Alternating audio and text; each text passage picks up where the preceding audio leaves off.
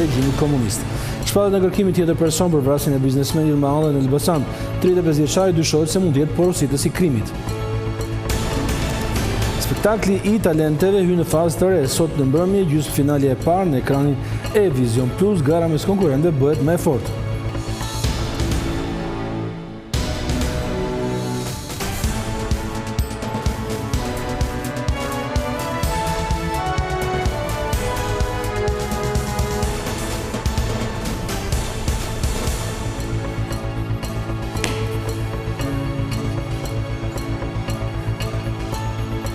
Ora 19. Mi mbrëmje nga Vision Plus, ky është edicioni kryesor i lajmeve mbas titujve, shkojmë me radhë. Dhe 35 vjetori në lëvizjes studentore që solli rrëzimin e diktaturës komuniste janë kujtuar ata që u bën protagonistët kryesor të protestave. Partia Demokratike ka nderuar një nga themeluesit e saj, Azem Hajdarin, i cili ishte mes organizatorëve të lëvizjes. Në këtë 8 dhjetor, i biri i tij ka treguar disa ullësi nga çastet e tensionuara të vitit 1990. Partia Demokratike si çdo 8 dhjetor nderoi lëvizjen studentore që rrëzoi diktaturën komuniste dhe një prej figurave kryesore të asaj lëvizje, Azem Hajdarin.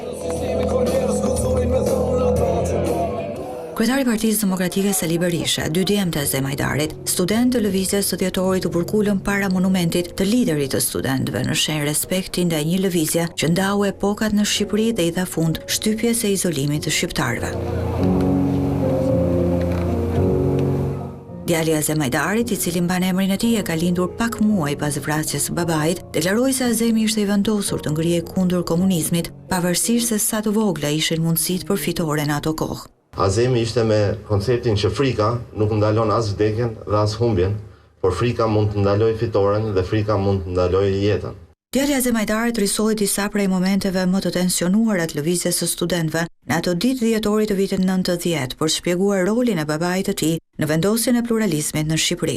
Dhe në ditët kur kaosi i momentit që solli kjo situatë dhe studentët po themi u konfuzuan pak nga që ishin shumë njerëz, ishte shumë situatë impulsive.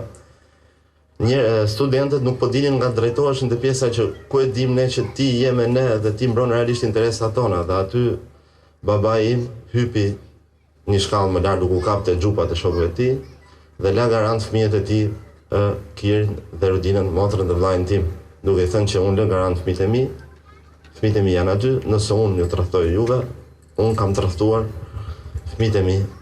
Pak ditë pas lëvizjes së studentëve, në 11 dhjetor të vitit 90 do krijoi Partia Demokratike. E kryetari i saj i parë do të ishte Azem Hajdari. Por liderin historik të demokratëve, Azem Hajdari dhe studentët u sollën shqiptarëve lirinë. Ndaj sot mbarkombi shqiptar nderon 8 dhjetorin si datën më të rëndësishme gjeratë në historinë e lirisë së tij pas shpalljes së pavarësisë së vendit. Me 8 dhjetor të vitit 1990, studentët liberator, engjujt e demokracisë, siç do t'i thrisnin ata njerëzit më të shtypur të Europës, të udhëhequr nga prisi i tyre legjendar Azem Hajdari. Por 8 dhjetori që solli rrëzimin e regjimit komunist është nderuar sot nga të gjithë krerët e shtetit dhe drejtuesit e partive politike, të cilët vlerësuan rolin e studentëve. 35 vjet më vonë, Sali Berisha dhe Partia Demokratike janë përsëri në protesta, po në atë që po e quajnë foltore përpara selisë së kryeministrisë. Sonte është nata e 4. Të ndjekim për Olsit Olta Blaceri. Përshëndetje, atëherë Partia Demokratike po zhvillon tubimin e 4 para selisë së kryeministrisë, duke kërkuar dorëheqjen e kryeministrit Edi Rama, numri 2 të qeverisë Belinda Balluku, krijimin e një qeveri teknike e cila të çojë vendin drejt zgjedhjeve të reja. Në këtë moment po flet kryetari i Partisë Demokratike Sali Berisha, meqense sot është 35 vjetori i lëvizjes së studentëve që rrëzoi diktaturën komuniste në Shqipëri, fjalët e para Sali Berishës i dedikohen pikërisht studentëve dhjetorit 90 dhe liderit të tyre Zem Ajdarit. Sali Berisha, kryetari i Partisë Demokratike, deklaroi se roli i studentëve në dhjetorin e vitit 90 është i pazvendësueshëm, pasi ata i dhanë fund një diktature që shtypi shqiptarët, i hapën rrugën Shqipërisë pluralizmit, e rrugës së një Shqipërie që synon sot të bëhet antare e Bashkimit Evropian. Në fakt, pikërisht nga që është 35 vjetori i lëvizjes së studentëve, slogani i foltores sot është lëvizja e pandërprerë e dhjetorit, pasi për Sali Berishën dhe Partinë Demokratike, opozita, të rinjt duhet qohen dhe të ngrihen të rrëzojnë qeverinë e kryeministrit Edi Rama, një diktaturë të dytë siç e cilësojnë ata.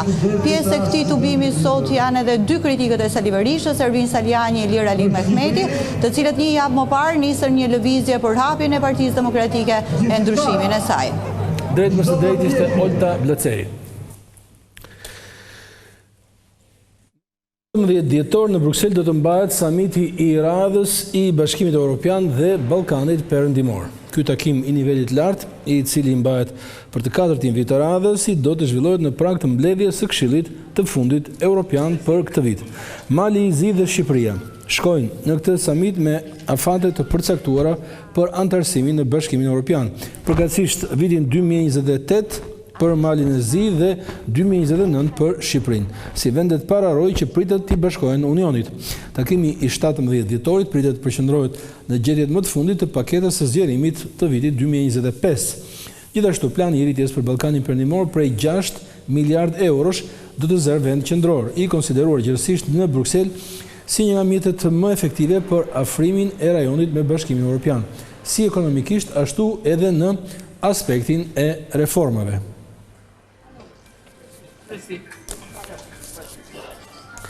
Kryeministri Rama ka zhvilluar një takim me mbretin e Jordanisë Hussein. Kjo vizitë e kryeministrit në Jordani vjen në kuadër të dialogut ndërfetar i cili zhvillohet në kryeqytetin Amman më 8 dhe më 9 dhjetor. Në rrjetet sociale Rama pasqyroi disa foto të pritjes nga mbreti Hussein, ndërsa e cilësoi atë një monark të respektuar, por edhe një mik të çmuar. Në maj të këtij viti, mbreti i Jordanisë zhvilloi vizitën e tij të parë zyrtare në Tiranë, ku prit me nderime nga kreu i qeverisë.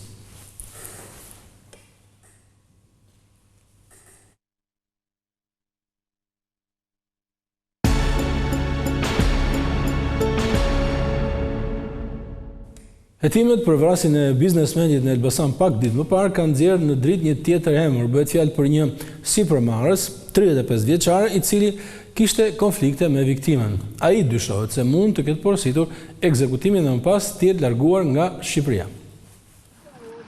Një tjetër person është shpallur në kërkim nga policia e Elbasanit i dyshuar për vrasjen mafioze të biznesmenit Mondi Mehalla, i cili u ekzekutua brenda automjetit sapo doli nga karburanti në pronësi të tij mbrëmjen e 30 nëntorit.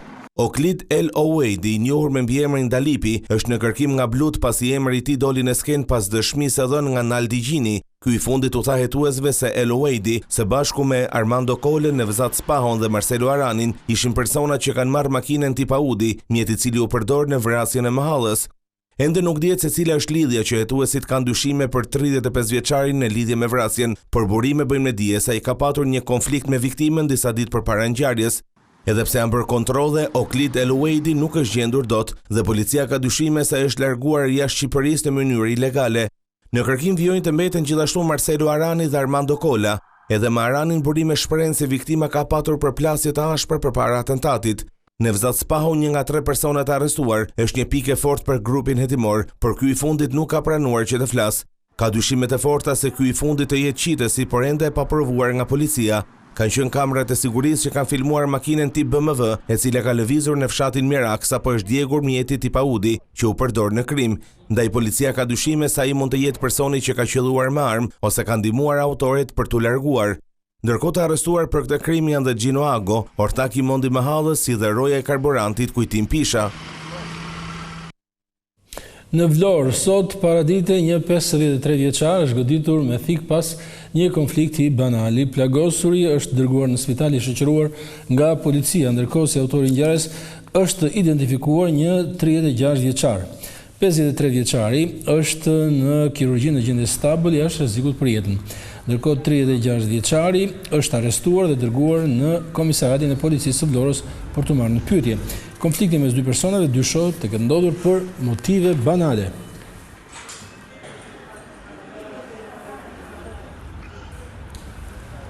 Rreth 3.000 gra në Shqipëri këtë vit kanë denoncuar në polici dhunën që bashkëshort apo familjar kanë ushtruar ndaj tyre. Vizion Plus sjell historinë e një gruaje që është dhunuar nga burri i saj dhe paragjykimet me të cilat ajo përballet. Nexhi është një nga ato nëna që vendosi të thyej heshtjen pas viteve të dhunës fizike dhe presionit psikologjik nga ish bashkëshorti, gjeti forcën të largohej nga kjo marrëdhënie. Nuk gjeja dot forcë që të dilja nga ajo martesë, por më në fund mas lindjes së djalit, dhuna fizike u shtua akoma më shumë dhe aty thash stop. Stop, unë nuk mund ta përballoj dot këtë martesë dhe vendosa që të bëja divorcin. Ajo pranon se shoqëria vazhdon të mbetet e mbyllur përballë temave të dhunës, ndërsa një apel nuk mungon për çdo grua që gjendet në të njëjtën situatë. Ndonjëherë themi dhunë fizike, por brenda asaj dhunë fizike është dhuna psikologjike që është më e rëndë se çdo gjë. Dhe përderisa nëna përjeton dhunën fizike, fëmia ndërkohë përjeton dhunën psikologjike. Janë të njëjtën kohë të dy njësoj. Të lutem hiqni dorë sa më shpejt, sepse duke menduar që për hir të fëmijëve mund të postoni dhe mund të kaloni një tragjedi. Ose familjarëve, mbështetini këto nëna, jepini dorën, mbajini afër që ato të kenë mundësi të largohen nga kjo situatë.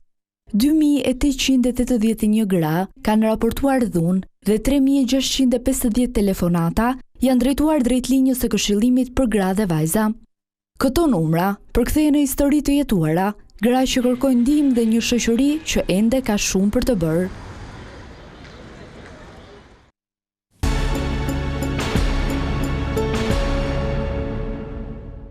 Spektakli më i ndjekur i talenteve ka hyrë tashmë në një fazë të re. Nga sonte, në ekranin e Vision Plusit nisin netët të gjysmëfinale, ku gara mes konkurrentëve pritet që të jetë më e fortë.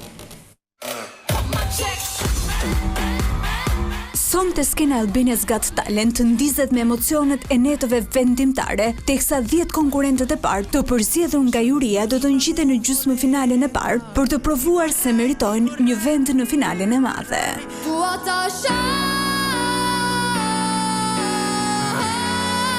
Të gjithë kanë talente të ndryshme, zëra të rinj që kanë befasuar jurin, kërcimtar që kanë qarë skenën me energji, iluzionist që kanë rëmbyer audiencën me surpriza, e deri tek artistët e artit të rrallë që kanë bërë publikun të heshtë në pritje. Sot, secili prej tyre do të ketë vetëm pak minuta për të bindur jurin, por edhe publikun i cili është bërë gjithnjë e më kërkues pas çdo episodi. Elsa Lila, e cila ju bashkua kastit të jurisë edicionit të dytë të Albania's Got Talent, rrëfen emocionet e këtij rrugëtimi. Jam markëtuar shumë dhe mbi të gjitha kam marrë shumë shpresë që po rritet një brez brillant. Audicionet mbaruan, ka qenë një rrugëtim i gjatë dhe shumë i bukur, dhe sonte nisim një fazë të re, gjysmëfinalet, kur rrethi ngushtohet realisht pasi kanë kaluar element shumë të mirë. Jemi munduar dhe do të mundohemi të jemi objektiv edhe në këtë fazë, të ndjekim me realitet ato që çdo konkurrent do të na japi në atë moment në skenë. Juria pritet të jetë më e vendosur se kurrë. Në këtë fazë të garës, mendimi i tyre bëhet vendimtar. Vetëm 2 artistë do të sigurojnë kalimin e drejt për drejt në finale. Debatet, komentet e tyre profesionale dhe momentet e tensionit në panel pritet të krijojnë dinamikën e zakonshme që ka shoqëruar këtë format. Gjysmëfinalja e parë nuk është thjesht një natë spektakli, por është një garë për ëndra. Sonte, Albania's Got Talent premton një mbrëmje të fortë, të gjallë dhe plot surpriza ku talenti shqiptar dhe jo vetëm vjen në të gjithë format e tij. Ndaj të gjithë syt janë drejt skenës në orën 21 vetëm në ekranin e Vision Plus. Kryesore për sot 8 dhjetor e hënë, ju urojmë mbrëmje të këndshme.